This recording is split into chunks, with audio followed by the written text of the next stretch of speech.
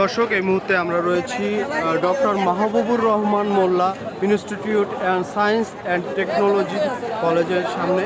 আপনারা দেখতে পাচ্ছেন এই মুহূর্তে কিন্তু পুলিশদেরকে ভুয়া ভুয়া দুর্নীতিতে ছাত্ররা তাড়া করতেছে। এখানে কিন্তু পুলিশ এবং ছাত্ররা মুখোমুখি অবস্থান করতেছে।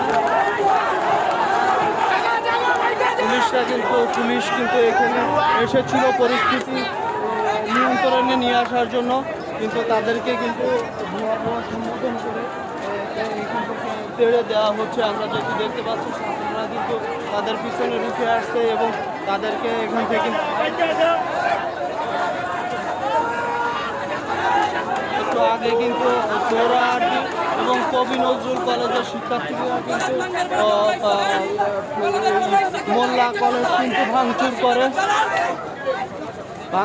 তারই পরিপ্রেক্ষিতে কিন্তু এখানে কিন্তু পুলিশ এসে আইন শৃঙ্খলা পরিস্থিতি নিয়ন্ত্রণের জন্য কিন্তু সর্বশেষ সেখানে কিন্তু ভুয়া ধ্বনিতে এখানে যারা মোল্লা কলেজের যে শিক্ষার্থীরা ছিল তারা কিন্তু তেড়ে দিচ্ছে।